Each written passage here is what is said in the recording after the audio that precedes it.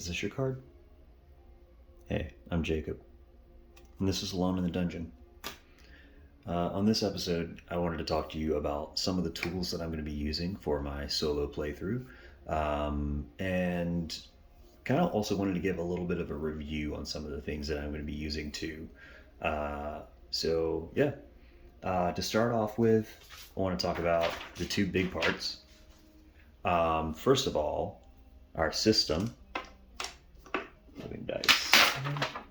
Our system, we're going to be using Knave, and specifically Knave 2nd edition. I like Knave for the playthrough because it's a really simple system. It's easy to adapt. It's not overly complicated with a bunch of mechanics that we're going to have to fumble with. So I thought it would be really good to take attention off of mechanics and let us focus more on story for this playthrough. I also wanted to talk about this right here. 1-page Mythic Game Master Emulator. So for playing a tabletop role-playing game, you need a Game Master. Yeah, you got it. Good job. Game Master. So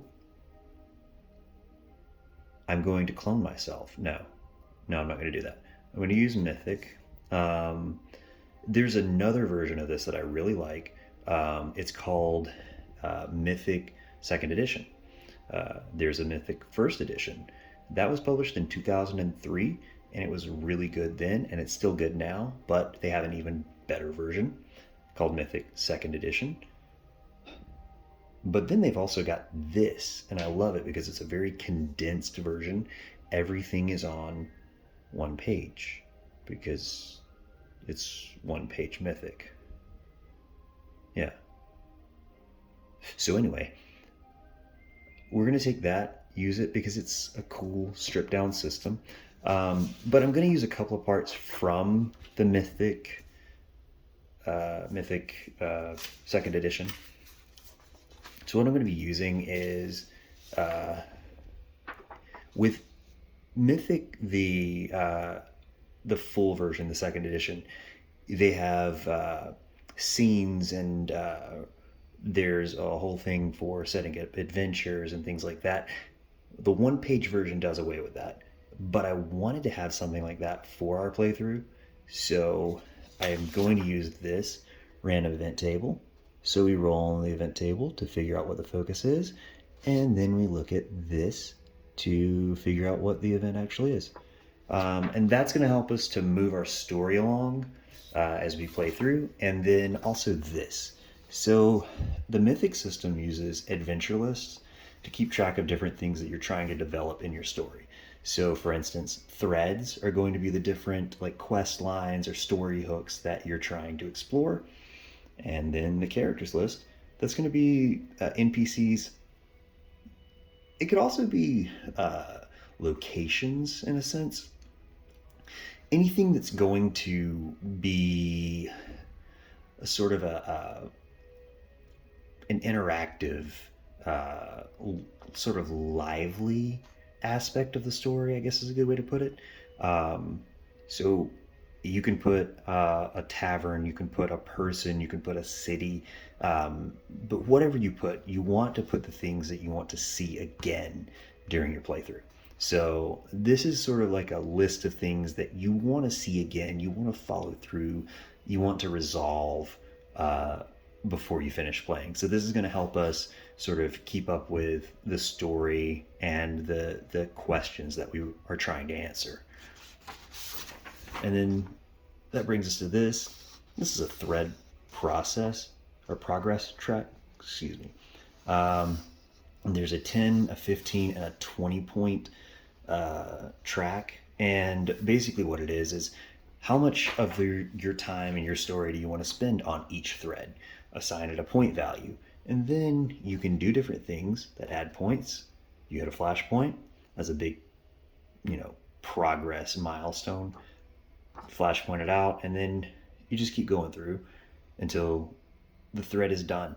One of the things that this does is with especially the full system of Mythic, it gives you plot armor for the threads that you aren't ready to finish yet. It gives you a way to make sure that you spend as much time with something as you really want to. And that's really good because you're doing a solo playthrough. So you want to make sure that you're doing things that you enjoy, that make you happy. Focus on the parts of the story that you want. That's the great thing about doing a solo playthrough. So in addition to the Knave 2nd edition system and the Mythic Game Master Emulator 2nd edition and the one-page Mythic, I'm kind of combining some elements of both of those and some tables from the full version. I'm also going to be working with a couple of additional supplements. There's this really awesome book called The Great Book of Random Tables by Matt Davids. Matt has a lot of other different random tables. They're all like D100 tables for determining random values. And so for a D100 table, you're going to use these guys. Bop. Okay. So what you do is you roll these. And cool. So we got a 40 and a 3. So to read that as a D100, that would read 43. If you get 0 and 0, that is 0. No, that's 100, actually. That's going to be 100. So when you get all zeros, that means that you got the value of 100 on the D100. So that's how that works.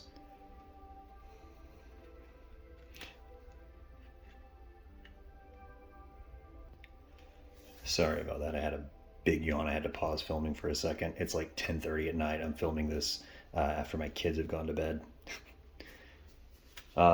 So The Great Book of Random Tables by Matt Davids. He's got a lot of other tables online, and this one is a compilation of basically all the tables that he's done, plus some. I like it. It has all kinds of things on there. Like, for instance, let me tell you. It has items that you can find in an alchemist's lab, items in an inn's kitchen, items in an office, items on a dead goblin, items on a dead orc. It's got a lot of options. One of my favorite options, and this is for all of the game masters out there, there is a random table for reasons why a player character is absent for a session.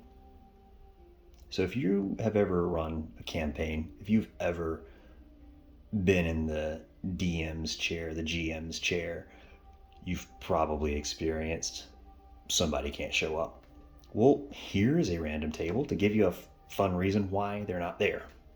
So that's a tool I think you should use as a game master. So check that out.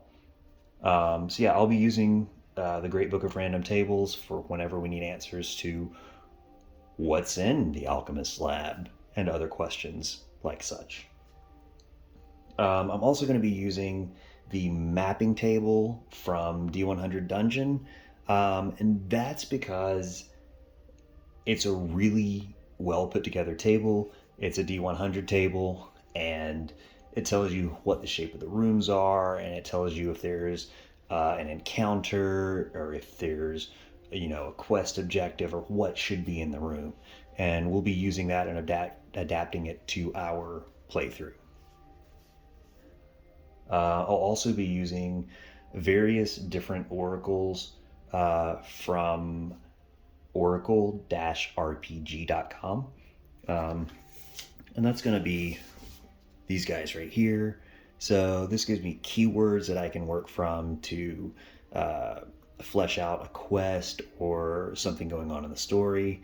And just give you some direction as to what you should be doing. There's a bunch of others. Random events. There's character roles. There's NPC personality traits. character goals, an adventure generator, the subject of an event-based adventure, subject of an item-based adventure, room tiles. So whenever we're doing like a dungeon that is more like constructed rather than cavernous, I'll be using these room tiles and then going back and forth between this and the D100 Dungeon mapping table. And then this is just, some encounters that you could find in a dungeon or in the wilderness. And the features of a battle map. So if we're having to generate a battle map, this can tell us what it looks like. If we run into a trap, then we've got, boom, trap descriptions. If we run into a special encounter, boom, there we go. Oh, we need a location. And there we go. And that's really cool because it works with a deck of cards to give you the values. And I really like that because I have a deck of cards that I'm very happy to have, very proud of the deck of cards. I don't know if that's something that people are usually proud of, but oh well, I'm proud of this deck of cards. I found it a long time ago when I was at a mall in a store. It's actually at the Greenville Mall, Greenville, South Carolina, the Haywood Mall. Pardon me. I was at the Haywood Mall, and there is a store called Boardwalk, and they had a bunch of things, games, decks of cards, and I found this, and I'm a little bit of a nerd for history stuff, and this is a reproduction of the L.I. Cohen Company deck that was printed. It was printed in 1835, I believe. I might be off on the date. But although it was printed in the 1800s, it has a very old school look to it. It looks very like illuminated manuscript, medieval look. So I thought it'd be fun to use for this playthrough. It's just a really cool deck. Really like it. So I'll be using that. That's part of why I chose to use that Oracle, because I wanted to use my cards. I wanted an excuse to use my cards. I've also got this. Why are they friendly? Reaction roll elaborations. So that is from this little site right here, D4Caltrops.com. Check them out. Why are they friendly? Also, from D4 Caltrops, Vaunted Votives and Religious Relics. So, Knave has a fun relic-based magic system, and I wanted some other relic choices just to kind of spice things up, throw something in there. So I have these. Maybe it'll be for some fun role play later on, hopefully. So I've got that. I'm also going to be using the Reliquary from Cairn by Yochai, and I hope I didn't butcher their name. But Yochai has a system called Cairn. It's available. It's a free system that you can go and pick up. You can also get a paid version of it. But yeah, it's cool. I like it because it's very OSR, very stripped back. It's very similar to Knave in a lot of ways. But whereas Knave has an actual leveling system, Cairn has an interesting scar system. So you don't actually level up. You get scars anytime you're reduced to exactly 0 HP. It doesn't work if it goes, below 0. But if you take a hit that goes exactly to 0, you get a scar. And there's a little table that gives you some different effects that does that change your character. So it's an interesting growth and development system for characters in a game that doesn't actually have leveling as part of the mechanic. I also am going to be using spell books from Cairn, and then I'm also using more spell books from the CairnRPG.com website, and that's something that you can access. There's a lot of cool stuff on there, so go check it out. I love the stuff. I'm also going to be using this character sheet made for Knave. I like it. It's got cool space for character details and stored treasures, so things that we've like put away, a place for me to put notes, a lot of cool stuff. So I like this. It is by, see if we can get his name in there, get their name in there. I don't know. It's a Knave 2nd edition character sheet version 2.0 by JodTheCod. And you can find that on itch.io. And I'll probably put links to all this stuff in the description. And then I'm also going to be using graph paper. Okay, graph paper. So we'll be doing some hex crawl, hex generation, hex mapping. So I've got this, and then some regular gridded graphing paper. I've got a couple of different versions. I've got one with lighter lines, darker lines. We'll be using this for mapping as well, like mapping our dungeons and things like that. And then this will be used for overworld mapping. So that's what I've got those for. Those you can get for free online. I got those off of incompetech.com.